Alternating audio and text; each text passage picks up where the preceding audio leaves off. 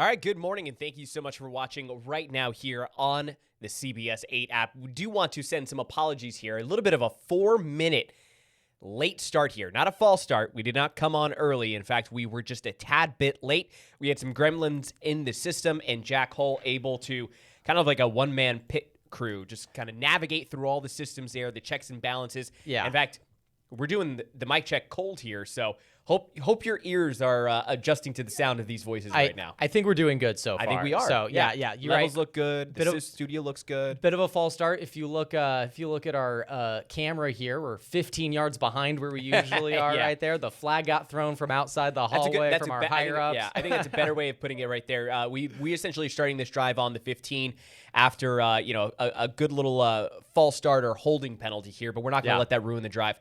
We're going to take this one all the way down the field. In fact, a lot of plays to call, if you will, a lot of stories to cover here. We're actually going to have a callback to an entire episode that we did on the Golden Pacific Powerlink. That's back in the news now. Of course, we're going to have our Shannon Handy here in our studio to talk about the story that she just did about the recent vaccine mandates that have changed for children. What should parents know, especially here in the state of California? And then a lot of other local headlines here that have been dominating the news cycle. But like I said, we are going to start with news that at one point we thought might be something that is a bit of a Temecula, Riverside County story. But as we have come to learn, this is a story that is impacting a number of areas, counties, parks, neighborhoods, and has attracted the attention of a number of people.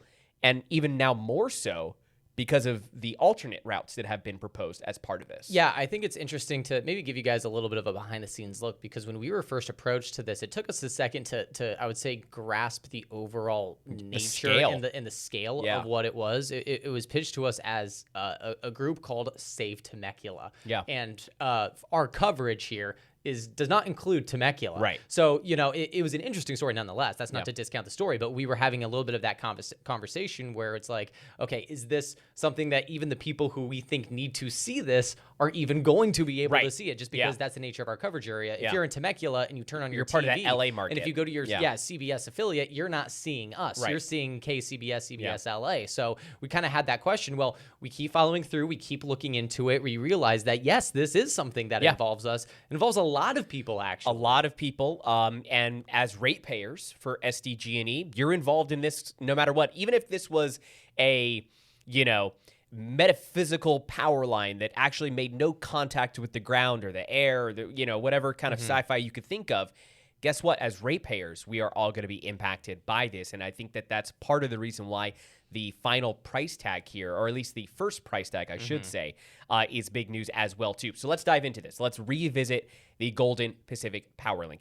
SDG&E is now putting that price tag on its proposed Powerlink, an estimated $1.62 billion, making it the utility's largest capital project ever. So that alone right there, that has gotten our attention. According to the Union Tribune, the cost would be spread among ratepayers, and that is something that we had confirmed here by the head of the project, Erica, with SDG&E, that we had in our studio for this interview. This was something that we had confirmed there at the time as well, too, that it would be spread out across California with the anyone who is a part of that ISO grid, with SDG&E customers covering 9% of that burden over the line's decades-long lifespan. Now, this is going to be a 500 kilovolt line, which would run 150 miles from Imperial Valley to the San Diego-Orange County line, a project that's already drawn opposition in both Temecula, Fallbrook, and Anza Borrego. Public open houses on the project start later this month, though we have already seen that in Temecula, some of those city council meetings have already drawn a number of public of individuals from the public to sort of voice their concern for this. Now, we are going to be doing a little bit of background. Some of our viewers may know this story already, but I do think that it is important to kind of revisit why it is that SDG&E says that this is necessary, the state requirements that are sort of at play.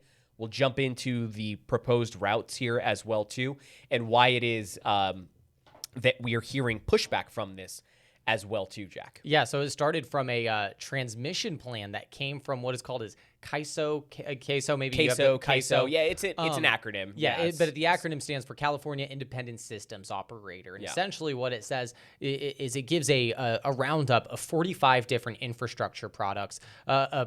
My apologies. It says that the plans cite a need for 40 plus gigawatts of new grid resources over the past 10 years to meet reliability goals and state clean energy mandates. We also know that, energy usage is going up and up. So you're meeting with state requirements for clean energy, and you're also meeting the rising demands for this electricity. Yeah. So part of this proposal and part of the plan to address that here is this Golden Pacific Powerlink grid. It's a 500 kilovolt line, all above ground, no underground segments. And here right now is the map that we're talking about in particular. So just a quick warning, this is not the final map. This is the preferred map. Exactly. This is what they have still identified, even though we have those alternate routes. This is the preferred route. Yes, exactly. This is what they think is going to be either the most cost efficient, the best way for acquiring land to get it completed, whether that's, the most efficient use of your energy, whatnot. This is what all of those factors tie together. That's what they think it is. So it runs from SDG&E's existing Imperial Valley substation. That's going to be that red triangle on the bottom right corner of your screen there, near the San Diego Orange County line, just north of San Onofre and Camp Pendleton. It's kind of close to, it's right there by San Clemente. The new substation will be built by Horizon West Transmission LLC. The exact location not yet to be released. We'll talk about what the timeline is going to look as we go on here, but that is not something that has been definitively set. Of course, we know that these are just projections at this point. Construction is still a few years away, so all of those numbers, all of those years that you're getting, it's wishful thinking right now. That's a best case or a worst case scenario. And according to that, like you mentioned, her director of project development, that's Erica Martin. We had her in our studio. We had her in the studio. We have talked to her. According to this article here from the San Diego Union Tribune, she is cited heavily in this. She has been the face of this operation. It would be the longest 500 kilovolt line in the history of SDG&E's service territory. So an ambitious project here, Chris. Yes, ambitious, and we heard again from Erica Martin directly here in the studio, and I think that for people, it is very rare that you get to hear directly from the folks who are behind the design, the implementation of a project. So I do think that was a very good interview, one that you can go back to. And despite the fact that we have this new information like cost and alternate details, I still think that she does a very good job, or at least the conversation does a good job into getting really behind the nitty gritty of why it's believed that this is necessary, why it needs to be above ground, for instance. We asked a lot of those questions, and a lot of them were answered by Erica Martin. That's not to say that those are acceptable answers by some of the people who are pushing back against this, but I just wanted to put that out there, that on YouTube, if you look for CBS 8, our channel, you did a great job making sure that entire interview in its entirety, we did 2 separate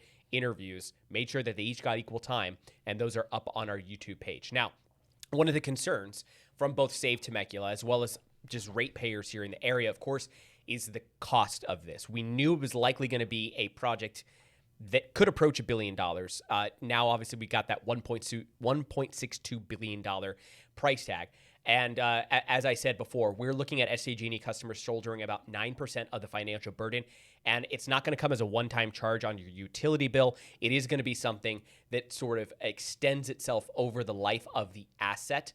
And part of the opposition has been the cost. Also, that this is a power line that is reaching all the way from the Imperial Valley to San Onofre.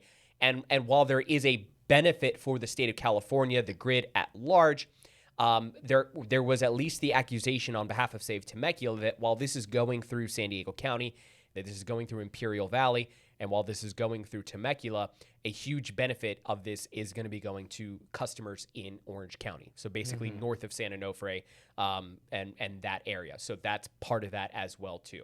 So other parts of the opposition, of course, are not just the cost and not just how it's going to be spread out. But as you can see here, if we pull back up that map, the beginning of this project goes through a huge swath of sensitive land, of an environment that is that is not developed, that hasn't never been developed, and that is protected in some cases for a variety of reasons. The Anza Borrego Foundation, which this is going through a huge part of the Anza Borrego area, opposes any portion touching the Anza Borrego Park.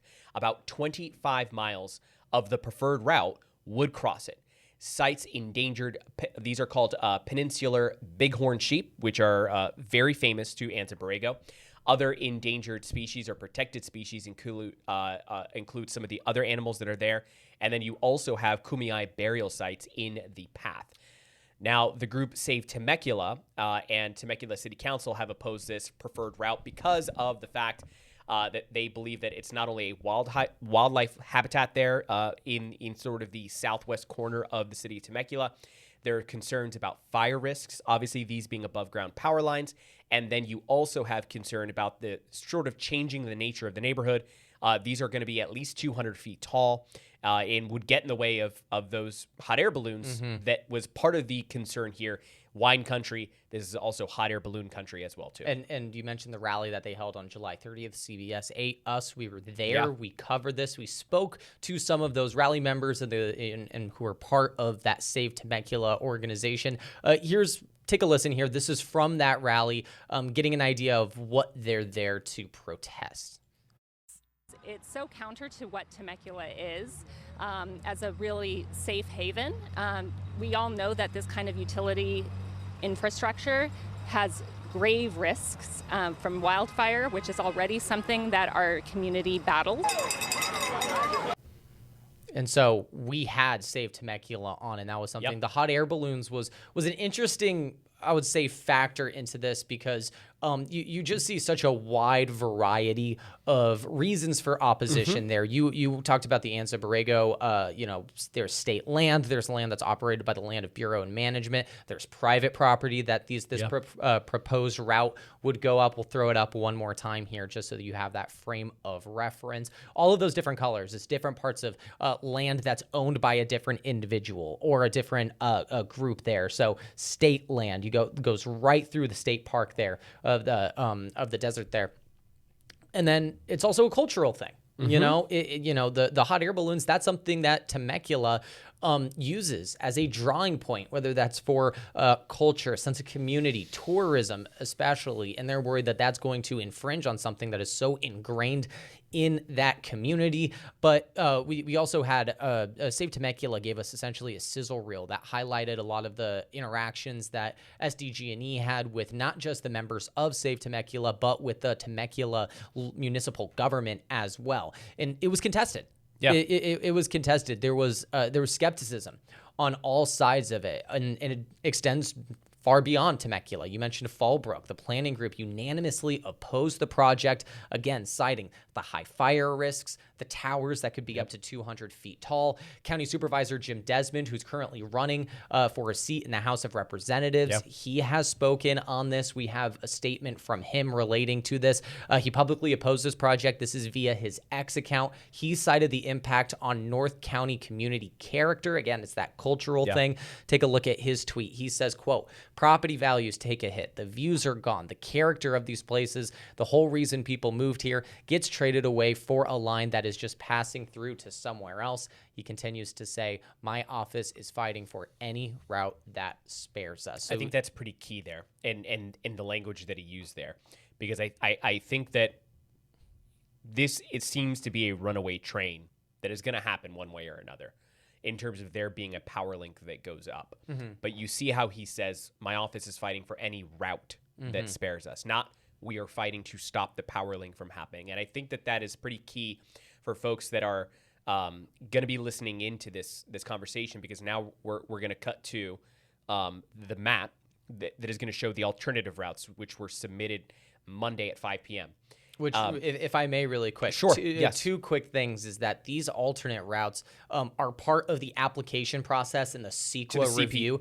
So this is something as well to the CPUC. Yes, 100%. And this is also something, when we were talking to Save Temecula last month, one of their chief points that they were sticking to was, we've heard that there are these alternative routes that could potentially spare us from being directly in the crosshairs of this project. Where are they? That was something that was not available at that time. time. And we asked SDG&E as well too, and it wasn't that they said that the alternate routes didn't exist yet. It's that they were not ready to be released yet, is essentially what they told us. And so on Monday evening, this was just after 5 p.m. Pacific time, we ended up getting those routes. So we're going to throw this up on our screen there.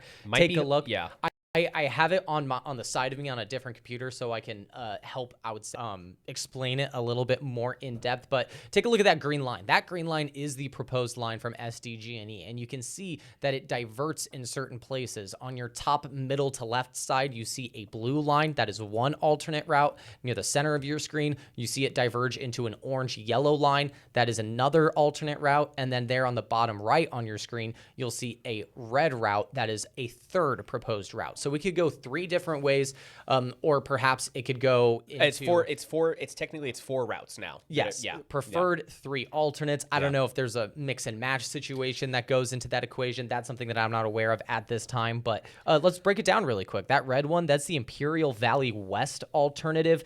That one, instead of going around this land that is owned by the Bureau of Land Management, it just cuts right through it. You see that there's one that bypasses Temecula. That's going to be that blue route, and instead sends that portion south along Palomar Mountain. And then there is that third one, which goes a little less cutting across that state land, which is the desert over there. So the Anza Borrego Desert. So trying to minimize that footprint by a little bit. That goes through Borrego Springs instead. That would probably cut about 9 miles of state land that's being used. I mean, essentially, if you look at this, if you're wondering why the red line isn't completely independent, and it might seem obvious to some people, but I think it should be pointed out, where the red line meets the green line, that's the only difference, right? Is at that beginning start of the line. So basically, they're just going to change the start path, if you will, and then it eventually just becomes the green line. The yellow alternate route takes the same start as the preferred line and then just jets north before finally meeting back up with that preferred route, then cutting through Temecula. The blue line is essentially the preferred line, but it just goes south of Temecula altogether, cutting through Palomar Mountain. Yeah, it just doesn't take that northern turn. Yeah, that's why you don't see literally 4 different lines. You only see sections of the alternate routes, is because they all at some point share either the same start point or the same end point with that green preferred line. So you're not seeing 4 just, completely different lines here. Obviously, as we pointed out with both of these interviews that we did, this is extremely difficult land to navigate, difficult land for sensitivity reasons. And then, of course, you get into the fact that you have a full-blown city there in Temecula with the preferred line. And this is something that SDG&E has acknowledged. Yes. They said during their interview with us that they are taking all of these concerns seriously, and they understand that with a project as far-ranging and ambitious as it is, again, this is the largest capital project that we're seeing here from SDG&E. They understand that there is, in some way, shape, or form, and I'm not trying to put words in her mouth, that there are going to be winners and losers. And I'll cite the quote from Martin in this article here from the San Diego Union Tribune, in which she says, "In every spot, we're trading one impact for another, truly, and this is part of that process." So say Temecula, they wanted these alternative routes. It came later than they would have liked, but here they are nonetheless. And that's true. You mentioned from the Imperial Valley substation all the way up to near San Clemente, large swath of land. It is about minimizing impact at this point, but nonetheless, one problem is going to be replaced with another here when we're talking about this land, because if you're avoiding some of that state land, you end up, that white that you see on that map there, that is either private or that is indeterminate land. So what unexpected challenges could that bring up? It's probably, I'm sure if we were in the room right now with the project developers, there is that expect the unexpected on the pushback that you will get through some of these lines. But even then, what is that looking like? We don't know what that is at that point. We don't. And a lot of this is going to be debated publicly in a lot of these open houses that we'll get to in a little bit. But then also this is going to be part of the process that the CPUC as well as CEQA is going to be going through. So that right now, it is really up to, once these routes are CEQA certified, they now get thrown to the Public Utilities Commission, who, as Erica Martin told us in the interview, they will have final say. So SDG&E can say, we prefer this route, but it'll be the Public Utilities Commission that gets to pick amongst the four routes which one it is that will get final approval. And like I said, this seems to be a runaway train. I do not foresee that there's going to be, an instance, a fifth option, if you will, where the Powerlink doesn't happen. But, who knows? It could be greatly delayed. I don't know. But there will be a number of open houses here coming up soon for people to give their thoughts on this. So let's go ahead and throw this up on your screen. And these are being thrown by SDG&E, by the utility company. August 25th, this is at the Fallbrook Community Center. The next day, they'll be up at the Embassy Suites in Temecula. Then 10:30. At October 13th, at the El Centro Community Center, there will be another open house. And then the next day at the Borrego Springs Resort. So trying to get to all of these communities they feel will be impacted, though I doubt this will be the last of the open houses. As for the timeline of the project itself, assuming approval, I do believe that they'll start construction in fall of 2029. Again, it's 2026, so we're talking 3 years out for construction, and that they believe that the service will be turned on by 2034 at the latest. Yep, that's their projections at this point. So again, this is not the final word on this issue, No. and we could the last we cover we could be talking about it again here in as little as 2 weeks. Again, that 13 days out from that Fallbrook Community Center open house the day after on that. This is something that is garnering attention out here. So we want to make sure that we're keeping an eye on it because this involves all of us, all of the utility payers here who buy into SDG&E. So we'll make sure to continue monitoring the situation as it goes. We'll continue reaching out to, Save Temecula, all these organizations, SDG&E. We had a really great interview. And let's mention that one more time before we take a break here. So if you go to the CBS8.com website, you will be able to find both of those interviews. You'll also be able to find our interviews with both Save Temecula and SDG&E on our YouTube channel, as well as the surrounding coverage that we have done. It has not just been us who have discussed this topic here at News 8. Many of us have here. We were at the rally. If you want to see that report, that's available on YouTube. So if you're joining in late, I know that we joined in late today. So don't blame you on that one today. That we have that available for you to watch at any time. We do. And that's one of the great parts about the new streaming service that we have going here, as well as, again, putting a lot of effort into the YouTube to make sure that we get those clips out there to everybody for all different types of mediums.